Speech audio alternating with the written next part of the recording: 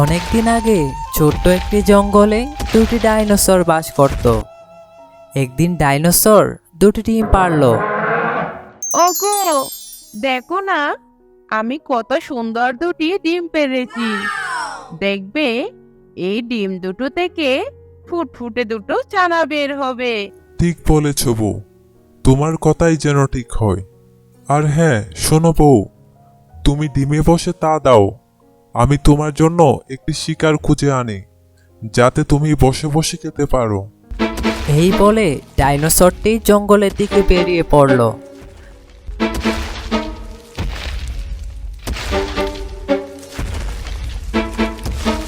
খুঁজতে খুঁজতে ডাইনোসরটি একটি শিকার খুঁজে পায়। যাই, শিকারটা ধরে বউয়ের কাছে নিয়ে যাই, নিশ্চয়ই বউ দেখলে খুব খুশি হবে। ডাইনোসর দৌড়ে গিয়ে শিকারটাকে ধরে ফেলল এবং গলায় কামড় দিয়ে শিকারটাকে দুর্বল করে রাখলো, যাতে ডাইনোসর আর তার বউ তাজা তাজা মাংস খেতে পারে। এরপর ডাইনোসর শিকারটাকে মুখে নিয়ে তার গুহার দিকে যেতে লাগলো। এদিকে এক শিয়াল তখন খাবারের খোঁজ করছিল। ধুর, সে কখন থেকে খাবারের খোঁজ করে চলছি, কিন্তু এখনো একটা শিকার পেলাম না। এইভাবে চললে তো না খেয়ে মরতে হবে।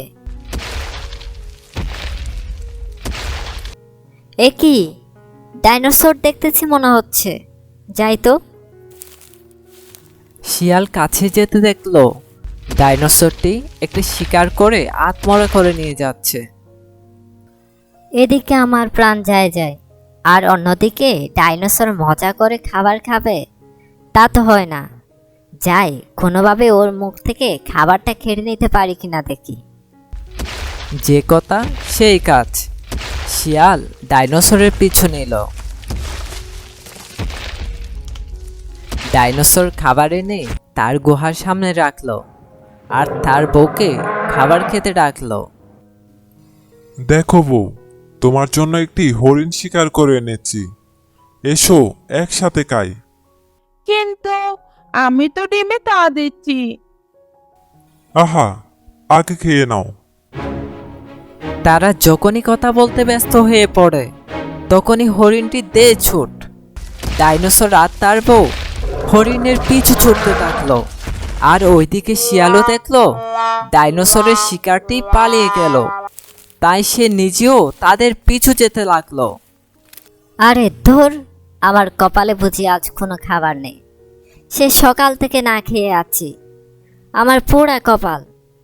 যাই, নিজে কোনো খাবার পাই কিনা দেখি। একথা বলে সে যখনই ডাইনোসরের বাসার সামনে দিয়ে যাচ্ছিল, সে তখনই দেখতে পেল ডাইনোসরের বাসায় দুটি ডিম পড়ে আছে। এটা দেখে শিয়াল আর দেরি না করে ডাইনোসরের বাসায় আসলো। এই তো আমার সকালের খাবার পেয়ে গেছি। ডাইনোসরের এত বড় ডিম খেতে পারলে আমাকে এক সপ্তাহ আর খেতে হবে না। যাই, ডাইনোসরের ডিমগুলো খেয়ে ফেলি। এই কথা বলে শিয়াল ডাইনোসরের ডিম দুটি খেতে লাগলো। এদিকে ডাইনোসর তাদের শিকার ধরে গুহার দিকে আসে, আর তারা দেখে শিয়াল তাদের ডিম দুটি খেয়ে ফেলেছে। এটা দেখে তারা দুজন অনেক রেগে গেল আর সাথে সাথে শিয়ালকে তাড়া করতে লাগলো। ওরে বাবা রে, ডাইনোসরের ডিম খেয়ে তো অনেক বড় অপরাধ করে ফেললাম। এখন ওরা ধরতে পারলে তো মেরে ফেলবে। যে করে হোক ওদের থেকে পালাতে হবে। ওই তো একটা নদী দেখতে পাচ্ছি, নদীতে ঝাঁপ দি। কোথায় পালাবি? আমার ডিমকে কোথায় পালাবি? তোকে তো ধরবই ধরবো, তোকে কিছুতেই ছাড়বো না। এদিকে শিয়াল সাঁতার কেটে অন্য নদীর পাড়ে ওঠে। অনেকক্ষণ ধরার পর শিয়ালের আবার খিদে পেয়ে গেল। এদিক সেদিক খাবার খুঁজতে লাগলো। হঠাৎ সে তার মাথার উপর একটা টুনি পাখির বাসা দেখতে পেল। এরপর শিয়াল টুনির বাসায় এসে দেখতে পেল টুনির দুটো ডিম রেখে গেছে। আরে বাহ, মেঘ না চাইতে বৃষ্টি। এই বলে দেরি না করে ডিম খেয়ে নিল।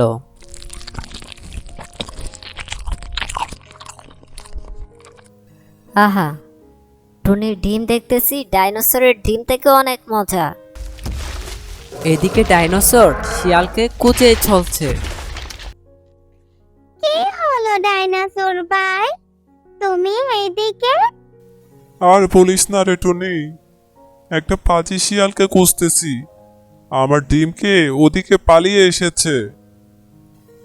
কি? হায় আল্লাহ, আমি তো আমার বাসা ডিম রেখে এসেছি। না না, আমাকে এক্ষুনি গিয়ে দেখতে হবে। এই বলে টুনি তার বাসা দেখতে আসে আর দেখে তার ডিমও শিয়াল খেয়ে ফেলেছে। এতে সর্বনাশ হয়ে গেল।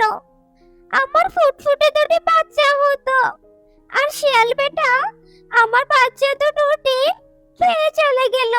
হায় হায়, আমার কি হবে?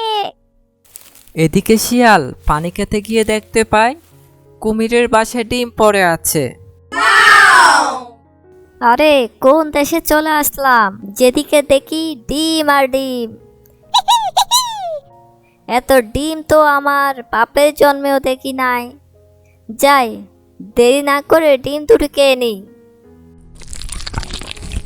খাওয়া শেষে শিয়াল জঙ্গলের দিকে চলে গেল। কুমির বাসায় এসে দেখে তার ডিম দুটো কে যেন খেয়ে ফেলেছে। এটা দেখে কুমির জোরে জোরে কান্না করতে লাগলো। কান্না শুনে টুনি উড়ে আসে। কি হয়েছে কুমির বোন? আর বলো না কুমির বোন, কে যেন আমার ডিম খেয়ে চলে গেছে। হায় হায়, শিয়াল দিকে তোমার ডিমও খেয়ে নিয়েছে। ওকে সাহায্য করতেই হবে, না হলে শিয়াল সব পশু পাখি ডিম খেয়ে নেবে। এই বলে কুমির আর টুনি ডাইনোসরের কাছে গেল আর ডাইনোসরকে সবকিছু খুলে বলল। এরপর তারা সবাই মিলে শিয়ালকে খুঁজে বের করলো। শালা পাজি শয়তান, শিয়াল আমাদের ডিমকে তুই নাকে তেল দিয়ে ঘুমাচ্ছিস। দাঁড়া, তোর আরামের ঘুম হারাম করছি। এই বলে ডাইনোসর এক কামড়ে শিয়ালকে খেয়ে নিল। অবশেষে পাজি শিয়ালের হলো সাজা। চলো কুমির বোন, আমরা দুজন গিয়ে করি মজা।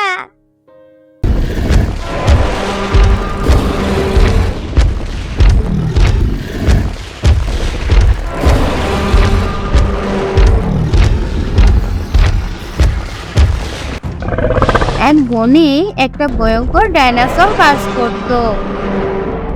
সে বনের পশু পাখিকে ধরে ধরে খেত। আজ সে একটা পশুকে ধরার জন্য চেষ্টা করছে।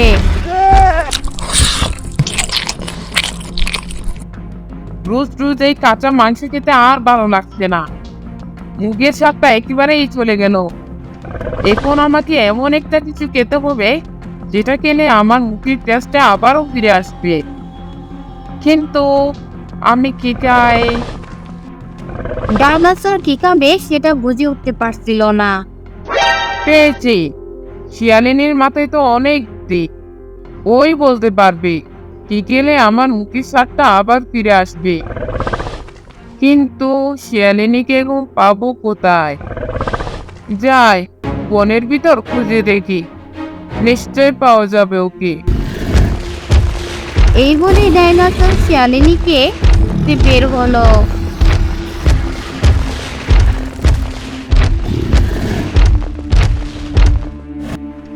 এই শিয়ালিনীটা আবার গেল কোথায়? জঙ্গলের কোথাও তো ওকে খুঁজেই পাচ্ছি না। ডাইনোসর যখন এসব কথা বলছিল, ঠিক সেই সময় ওদিক দিয়ে যাচ্ছিল এক হরিণছানা। হরিণছানা তো ডাইনোসরকে দেখে অনেক ভয় পেয়ে যায় আর সেখান থেকে পালাতে চাইলো। এরপর ডাইনোসর হরিণছানাকে দেখে ফেললো। এই হরিণছে না, কোথায় যাচ্ছিস? দাঁড়া বলছি। তুই যদি এখান থেকে পালিয়ে যাস তাহলে আমি তোর পিছু নিয়ে তোকে ধরে খেয়ে নিব। আর যদি তুই আমার কথা শুনিস তাহলে আমি তোকে খাবো না। এবার হরিণছানা পড়ে গেল মহা বিপদে। সে কি করবে কিছু বুঝতে পারছিল না। তাই সে বয়ে বয়ে ডাইনোসরের কাছে এসে বলল,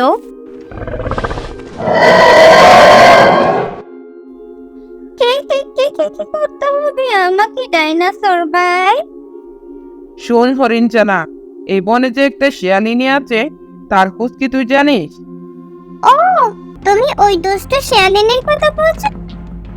আমি নদীর পাড়ে ঘাস খেতে গিয়ে দেখলাম ওই দুষ্ট শিয়ালিনী একটি গাছের নিচে দাঁড়িয়ে আছে। তাই তো আমি পালিয়ে এদিকে চলে এলাম। ডাইনোসর ভাই, তুমি তাড়াতাড়ি যাও, তাহলেই ওকে ধরতে পারবে। এরপর ডাইনোসর নদীর দিকে চলে গেল। ডাইনোসর চলে যাওয়ার পর হরিণচানা বলল, আজ দুষ্ট শিয়ালিনীর খবর আছে, ওর জন্যকে ধরতে যাচ্ছি। এই বলে হরিণচানা সেখান থেকে চলে গেল। কি ডাইনোসর থেকে এদিকে আসছি, জীবন বাঁচাতে হলে এখান থেকে পালাই তাড়াতাড়ি। দাঁড়া শিয়ালিনী, একদম পালাবি না। কোথায় যাচ্ছিস? দাঁড়া, নয়তো আমি তোকে দৌড়ে ধরে খেয়ে নিব। ডাইনোসরের কথা শুনে শিয়ালিনী ভয় পেয়ে যায় আর বলে, ওরে বাবারে, পালানো বিপদ, না পালানো বিপদ। তার চেয়ে বরং ডাইনোসরের কথা শোনাই ভালো। এই শোন পাজি শিয়ালিনী, আজ পর্যন্ত আমি যতগুলো ডিম দিয়েছি সব ডিম তুই খেয়ে নিয়েছিস, আমি কিন্তু কিছুই বলিনি। আজ যদি তুই আমার কথা না শুনিস তাহলে আমি এখানেই তোকে চিবিয়ে খেয়ে ফেলবো। আমি তোমার সব কথাই শুনবো, বলো তুমি কি বলতে চাও। বনের এই পশু পাখির কাঁচা মাংস খেতে খেতে আমার মুখে হাত একেবারেই চলে গেছে। রোজ রোজ আর এই কাঁচা মাংস খেতে ভালো লাগে না। আমি এমন কিছু খেতে চাই যা খেলে আমার মুখের স্বাদ আবার ফিরে আসবে। তুই কি বলতে পারিস কি খেলে আমার মুখের স্বাদ ফিরে আসবে? ডাইনোসরের এমন কথা শুনে শিয়াল মনে মনে বলে, পেয়েছি, এই ডাইনোসরকে একটা শিক্ষা দেওয়ার উপায় পেয়েছি। ও, এ ব্যাপার, আমি ভেবেছি কি না তো কি। তুমি কোনো চিন্তা করো না, আমি তোমাকে এমন একটি জিনিস খাওয়াবো যেটা খেলে তুমি এই বনের কোনো পশু পাখির মাংসই খেতে চাইবে না, শুধু ওই জিনিসটাই খেতে চাইবে। কি বলছিস পাজি শিয়ালিনী? এমন কি আছে যেটা খেলে আমি আর পশু পাখির মাংস খেতে চাইবো না? বলে কোনো লাভ নেই, জিনিসটা আমি তোমাকে খাইয়ে দেখাবো, চলো আমার পিছু। এরপর ডাইনোসর চলল শিয়ালিনীর পিছু পিছু।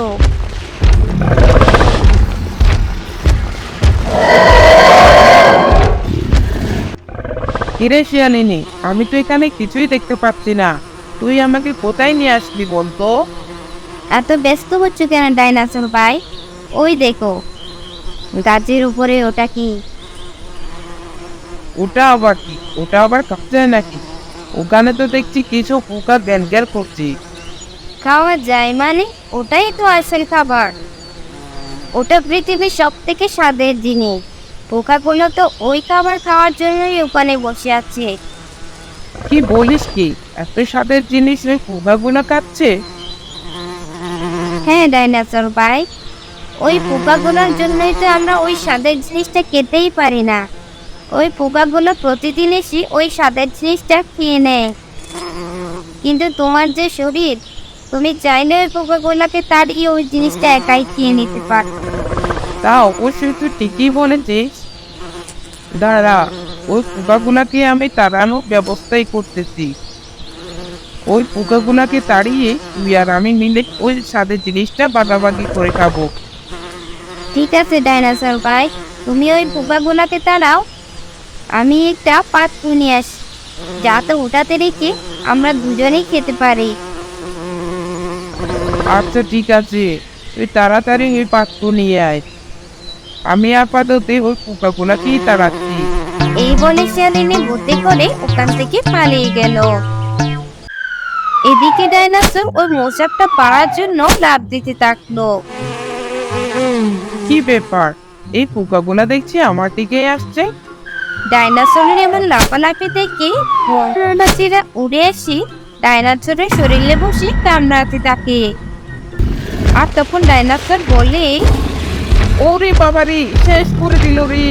এই কি ব্যথা, কি যন্ত্রণা, আমি সহ্য করতে পারছি না। এই শিয়াল, তুই কোথায়? আমার বাচ্চা, কোথায় আমার বাসা দিলি? তুই তো আমার বাসা দিয়ে কোথায় গেলি? বাচ্চা আমারে, তাই আমি শেষ হয়ে গেলাম, আজ আমার আর রক্ষে নাই। ডাইনোসরের এমন কাণ্ড কাহিনী শিয়ালিনী আড়াল থেকে দেখছিল আর হাসছিল। এরপর ডাইনোসর মৌমাছির কামড় খেতে খেতে সেখান থেকে পালিয়ে যায়। শেষ পর্যায়ে ডাইনোসর বুঝতে পারলো সে শিয়ালের ফাঁদে পা দিয়ে দিল।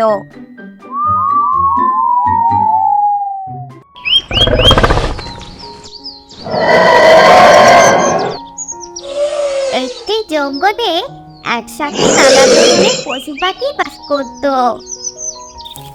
সে বনেরই এক জায়গায় অনেক কচি কচি গাছ ছিল। সেই কচি গাছগুলো খাওয়ার জন্য একটি হরিণ তার দুটি মেয়ে ছানা নিয়ে প্রতিদিন সেখানে আসতো।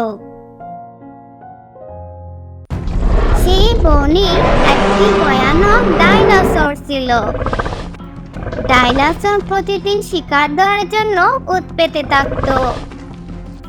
প্রতিদিনের মতো হরিণী তার দুচারা নিয়ে ঘাস খেতে আসলো। রৌকি মিউকি, তোমরা এখানে কচি কচি ঘাসগুলো খেতে থাকো, আমি একটু তোমার খালার বাড়ি থেকে ঘুরে আসি। শুনলাম তোমার খালার নাকি অনেক অসুস্থ, শেষবারের মতো আমাকে দেখতে চেয়েছে, তাই আমি একটু দেখা করে আসি।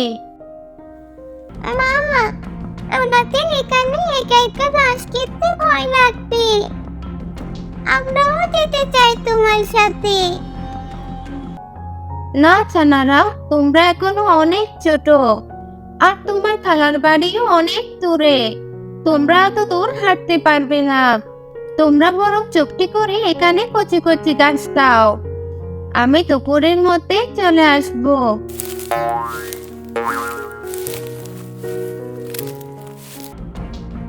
বোন, চারিপাশের পরিবেশটা কেমন থমথমে লাগছে। আশেপাশে কোনো বাঘ ভাল্লুক নাই তো? আমার এখানে থাকতে খুব ভয় করছে। চল, আমরা বাসায় চলে যাই। ভয় পাস না বোন, আমি তো আছি। এখন এখান থেকে যাওয়া যাবে না, মা তো বলেছে দুপুরে এসে আমাদেরকে এখান থেকে নিয়ে যাবে। মা যদি এখানে এসে আমাদের না দেখে তাহলে খুব চিন্তা করবে। এখন চুপটি করে ঘাস খাতো। আমার ঘাস খেতে ইচ্ছে করছে না, আমার ভীষণ ভয় করছে। তুই ভয় পাস না, আমি পাহারা দিচ্ছি, তুই ঘাস খা। তোর ঘাস খাওয়া শেষ হলে তুই পাহারা দিবি, আমি ঘাস খাবো। এই বলে তারা দুজন ঘাস খেতে লাগলো। হঠাৎ করে সেখানে একটা ডাইনোসর চলে আসে।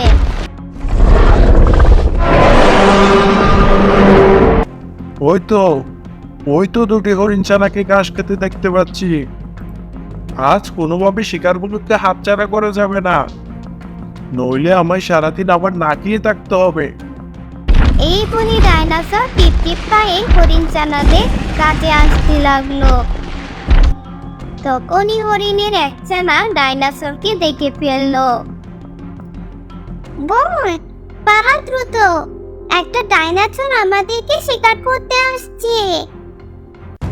এই বলে তারা দুজন দৌড়াতে শুরু করলো, আর ডাইনোসরও তাদের পিছু পিছু দৌড়াতে লাগলো।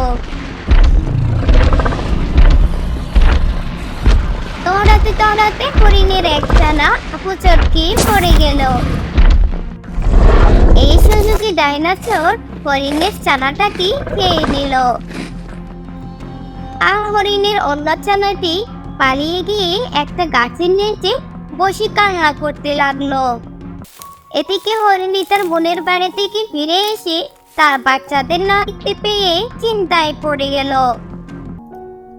কি ব্যাপার, আমি তো আমার ছানাগুলোকে এখানে ঘাস খেতে রেখে গিয়েছি, এখন তো কাউকেই দেখতে পাচ্ছি না। কোথায় গেল ওরা? এই বলে হরিণী আশেপাশে খুঁজতে লাগলো, কিন্তু কোথাও তার ছানাদের খোঁজ পাচ্ছিল না। হরিণী তার হাল ছাড়লো না, সে তার বাচ্চাদের খুঁজতেই থাকে। হঠাৎ হরিণ হাঁটতে হাঁটতে একটা গাছের নিচে তার বাচ্চাকে দেখতে পায়। সেখানে গিয়ে দেখে তার একটা ছানা গাছের নিচে বসে বসে কান্না করছে, কিন্তু তার অন্য ছানাটি কোথাও নেই। কি ব্যাপার রিঙ্কু, তুমি এখানে বসে বসে কান্না করছো কেন? আর তোমার বোন কোথায়? ওকে তো কোথাও দেখতে পাচ্ছি না। মা, তুমি এসেছো? এদিকে যে আমাদের বড় সর্বনাশ হয়ে গেছে। সর্বনাশ? কি সর্বনাশ হয়েছে? বলো, বলো আমাকে। মা, আমরা যখন ঘাস কাটছিলাম তখন একটা ডাইনোসর এসে আমাদের আক্রমণ করে। আমরা ডাইনোসরের ভয়ে ছুটে পালাতে থাকি, কিন্তু বন একটা কিসের সাথে যেন টাকা গিয়ে পড়ে গেল, আর ওই সুযোগে ডাইনোসর বোনকে খেয়ে নিল।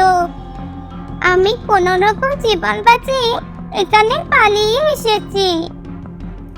কি কি বলছিস সেগুলো তুই? তাহলে কি আমি আমার আরেক মেয়েকে আর কখনো দেখতে পাবো না? হে বিধাতা, এই কি করলে তুমি আমার সাথে? এইসব কিছু শোনার পর হরিণ তার ছানাকে নিয়ে গেল শিয়াল পণ্ডিতের কাছে। শিয়াল পণ্ডিত, শিয়াল পণ্ডিত, বাসায় আছো নাকি?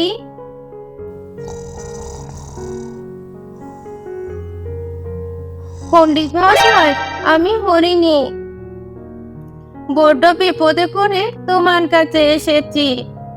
পণ্ডিত মশাই, আমি আমার দোচানাকে ঘাস কেটে রেখে আমার বোনের বাড়ি গেছিলাম, কিন্তু ওখান থেকে ফিরে আসার পর শুনলাম ডাইনোসর আমার এক মেয়েকে খেয়ে নিয়েছে।